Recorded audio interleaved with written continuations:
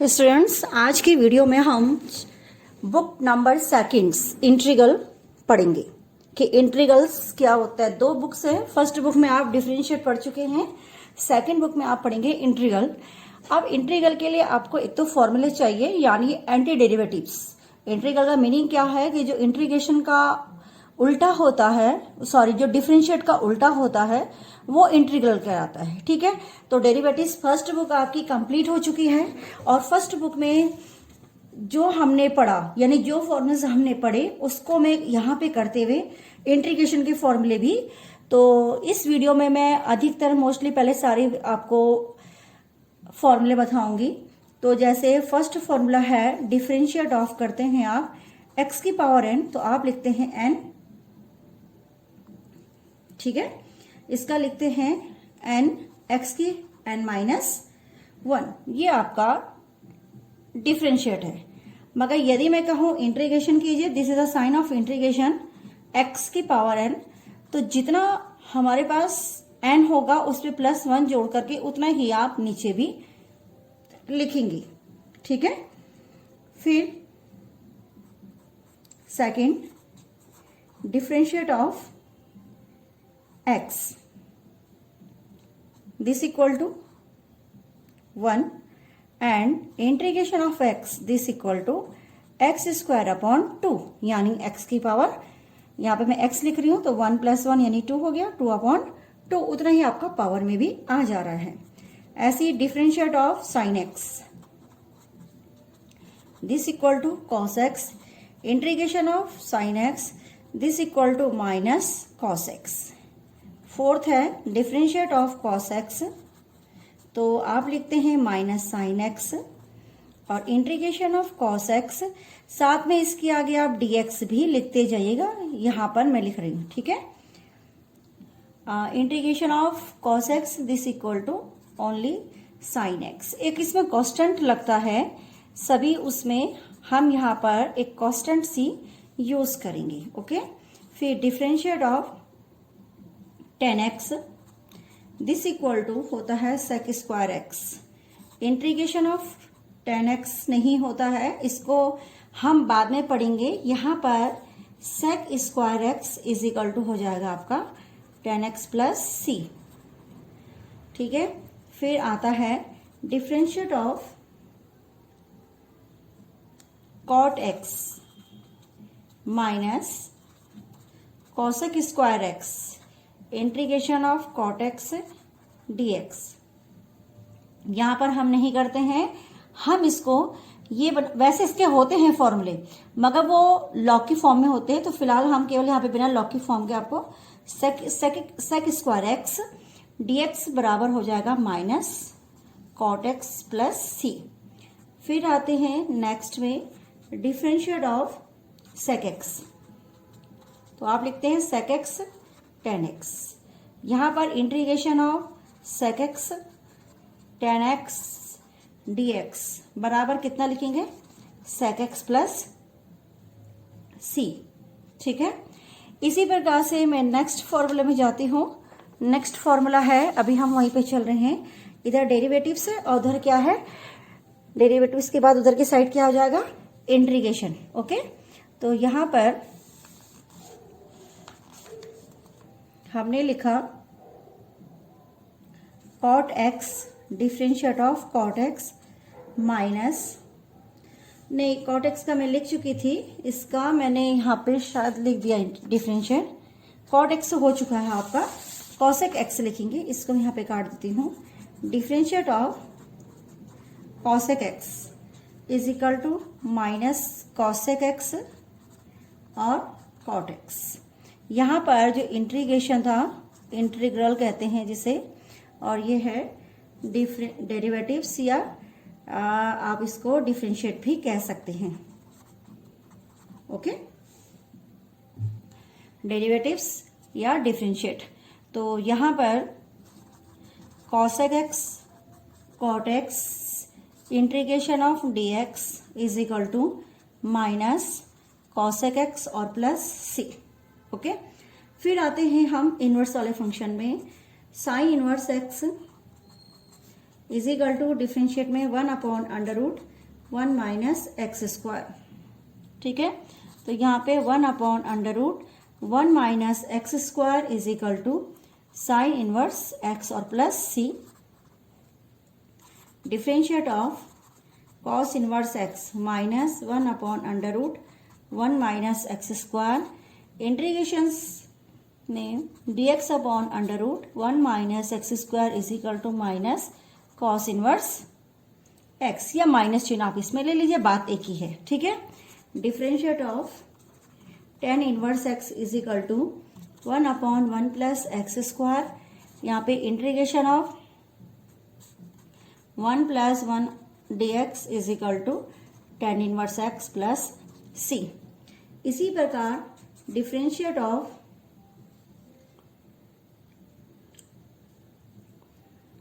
cot inverse x is equal to minus 1 upon 1 plus x square. तो यहाँ पे integration आप कर सकते हैं, या मैंने साइन इधर ले लिया इसका, तो ये जाएगा cot inverse x plus C, ठीक है।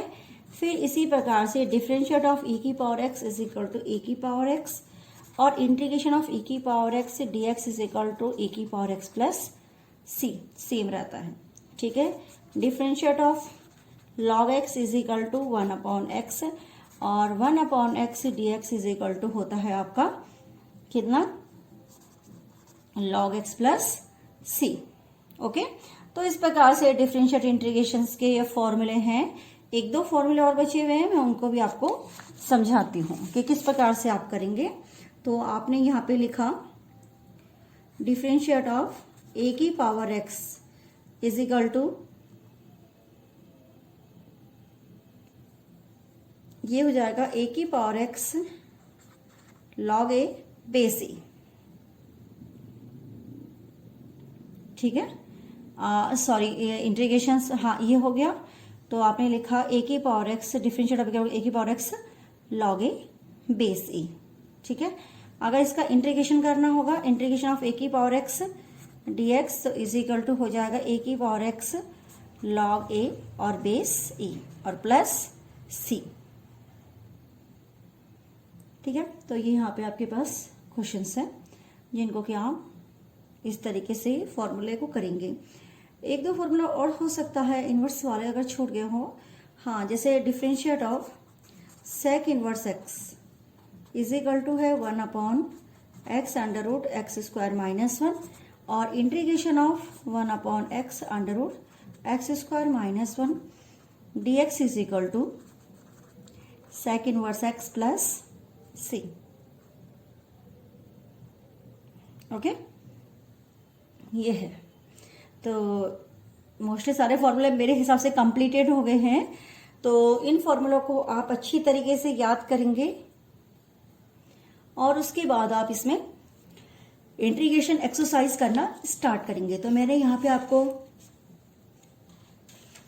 ये फॉर्मूले बताए हैं, और हम साथ ही साथ जो 7.1 एक्सरसाइज है वो मैं इसमें करा रही हूँ ताकि आप इसको समझ सके, ठीक है।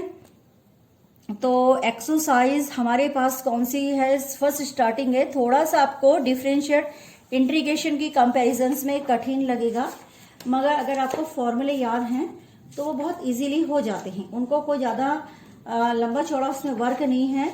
आपने सिंपल तरीके से क्वेश्चंस को करना है, और वहां पर क्वेश्चंस करते समय केवल फॉर्मूले याद होने चाहिए, ठीक है।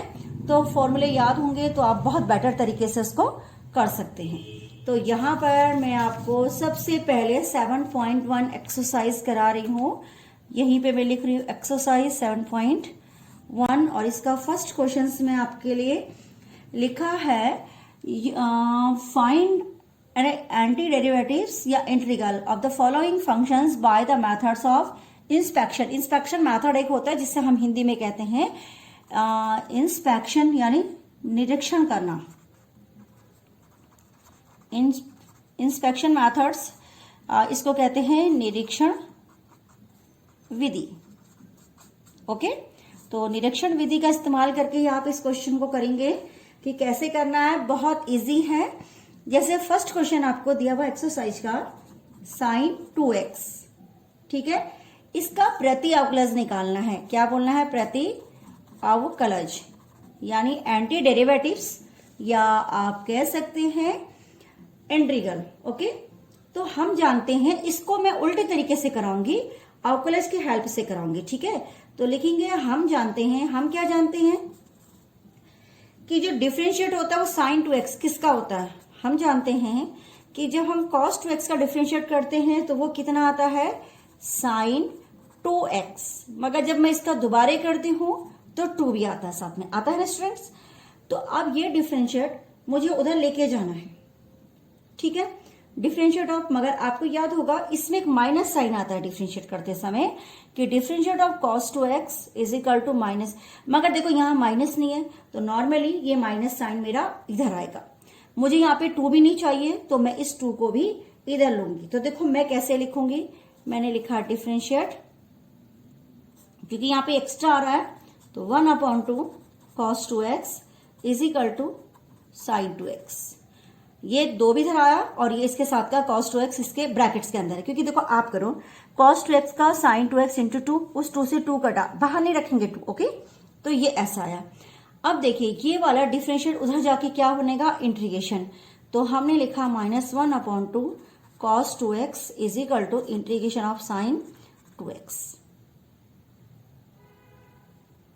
ठीक है, और ये जो है इधर ये बन गया dx। तो यानी इसके साथ प्लस सी, क्योंकि मैं इसका इंटीग्रेशन निकाल रही हूं, तो साइन 2x का ये हो गया -1/2 cos 2x प्लस सी। तो सेम इसका जो क्वेश्चन नंबर 2 है, क्या है? cos 3x। As it is आपने इस क्वेश्चन को ऐसे ही करना है। अब आते हैं क्वेश्चन नंबर 3 में। क्वेश्चन नंबर 3 है e⁻²x। तो नॉर्मली डिफरेंशिएट सभी जानते हैं, e⁻²x का क्या होता है। तो मैंने लिखा differentiate of e⁻²x is equal to 2 e⁻²x। मुझे मालूम है 2 मुझे नहीं चाहिए, तो मैं 2 इसको यहां पे निकालूंगी। सॉरी, 1/2 जाएगा, जरा के 1/2 और ये जाएगा e⁻²x। ओके, अब इसको मैंने डिफरेंशिएट में रखा हुआ यहां पे। ठीक है, तो e⁻²x dx उधर जाकर के, और ये बन गया आपका 1/2 e⁻²x प्लस सी। बस बहुत इजी से क्वेश्चन है जो इंस्पेक्शन मेथड से। तो मेरे हिसाब से आप इसका next question 4th and 5th and 4th and 5th are same, and अपने आप इसको कर सकते हैं। ओके, अब हम आते हैं नीचे क्वेश्चनों में, जो क्वेश्चन सिंपल तरीके से होने वाले होते हैं। जैसे क्वेश्चन नंबर 6 देखिए आप, इंटीग्रेशन 4e⁻3x + 1 dx। मैं यहाँ पे एक लाइन खींच देती हूँ ताकि मेरे क्वेश्चंस बराबर कंप्लीट हो जाए। 4e⁻, मैंने 4 लिखा, इंटीग्रेशन में केवल आपके पास ये रहेगा, साथ में dx और 1 dx, अलग अलग इंटीग्रेशन दोनों का तोड़ दिया। ओके, तो आपने इसका इंटीग्रेशन देखो, जो पावर्स होती है, जैसे आप डिफरेंशिएट में e⁻3x फिर 3 करते हैं, इसमें इसको t मान के करना पड़ता है। ठीक है, 3x को अगर आप t मान रहे हैं तो 3 dx इज इक्वल टू कितना हो जाता है? dt। t का 1 हुआ, x का डिफरेंशिएट 1 होता है ना, तो 1 dx, और t का कितना हुआ? t के रिस्पेक्ट में 1 और dt, तो dx की जगह हो गया 1/3 dt। ये आपका इस तरीके से बना। तो जब आप करेंगे तो ये जाएगा e⁻3x को आपने क्या माना? t, और dx को माना 1/3 dt। तो ये पूरा वेरिएबल्स देखो t में ट्रांसफर हो गया। ओके, ये x में ही है, उसको वैसे ही रहने दीजिए आप, 4/3। अब e⁻t या e⁻x dx is equal to क्या होता है? e⁻x।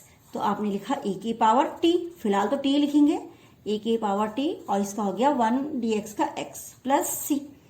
4/3 e⁻t, t का जो मान था वो लौटा लीजिए, 3x प्लस x और प्लस c।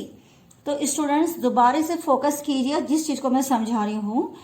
इन क्वेश्चनों में जैसे 3x से आप डिफरेंशिएट करते समय 3x को लिखते हैं e⁻3x, again differentiate of 3x। यहां पर ये एक ही होना चाहिए, यानी वेरिएबल्स हमने 3x को क्या मान दिया? t, 3x का 1 dx के रिस्पेक्ट में, t का 1 dt के रिस्पेक्ट में। तो dx की वैल्यू 1/3 dt, मैंने यहाँ पे 3x की जगह t dx। ऐसा नहीं होगा कि 3x x में रह जाए और dx वाला आपका dt की जगह x t में रह जाए। वेरिएबल सेम होनी चाहिए, अगर t है तो dt होगा, x है तो dx होगा। तो e की पावर t, अब e की पावर t मोस्टली जो हमने फॉर्मूला लिखा रखे हैं वो उसी हिसाब से इसका चलेगा। e की पावर t का मान रिप्लेस कर लीजिए, ये बन गया। ओके, तो ये इस तरीके से आपको क्वेश्चंस करना है।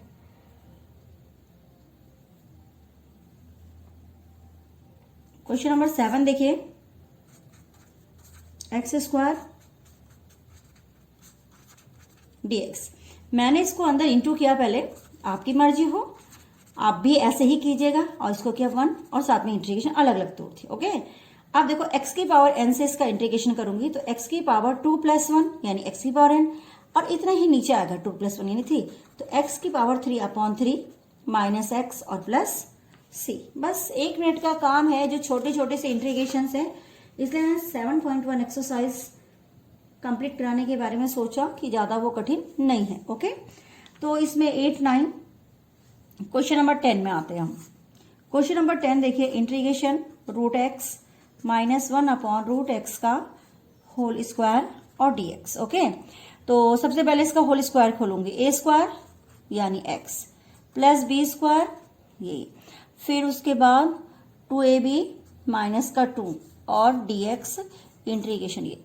फिर मैंने इंटीग्रेशन अलग अलग तोड़ दिया, सबका अलग अलग तोड़ रही हूं, आप भी अलग अलग ही तोड़ लीजिएगा। ओके, उसके बाद इसका हुआ x² / 2, इसका हो जाएगा 1/x। 1/x को आप पहले ऊपर लेके जाएंगे x को, तो जब आप x को ऊपर लेके जाएंगे तो आपको मालूम है कि कितना बनेगा इसका,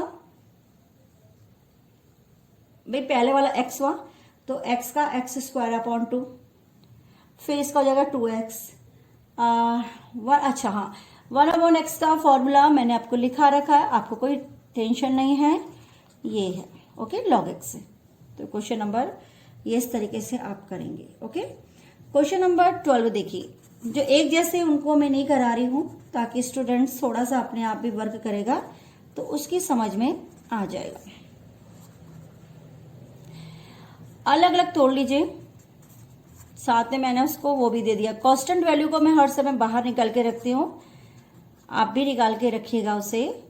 ओके, तो ये जाएगा, ये ऊपर गया तो पहले इसकी पावर्स बता लीजिए आप, x² और हाफ कितना हो गया, ये ऊपर जाएगा तो क्वेश्चन नंबर 12 है ना, 2 में से 2 था कि 3 था, ये ओ सॉरी 3 है, मैं ये दिखने में प्रॉब्लम हो गई, आप 3 कर लीजिए। 3 में से हाफ घटाइए तो 5/2 बच जाता है। पहले हम इसको ठीक करेंगे, हाफ में हो गया तो x half dx। Okay, plus half, इसको ऊपर ले जाएंगे माइनस हाफ dx।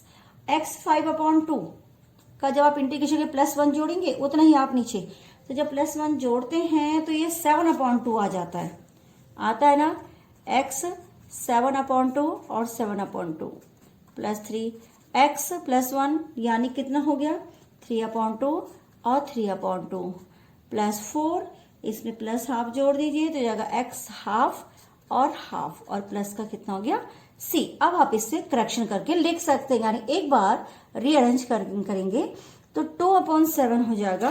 तो मैं लिख रही हूं इस क्वेश्चन के आंसर को, तो 2/7 कितना लिखूं, 2/7 x की पावर 7/2 प्लस 2, उससे कट गया 3 से 3 x 3/2 प्लस 8 √x हो जाएगा और प्लस का आपका c। तो ये आपका इसमें क्या हो गया, आंसर हो गया। तो question number 13 as it is है, 14 एज इट इज है। क्वेश्चन नंबर 15 भी आप अंदर मल्टीप्लाई करेंगे। क्वेश्चन नंबर 16 देखिए आप, 2x - 3 cos x और e की पावर x।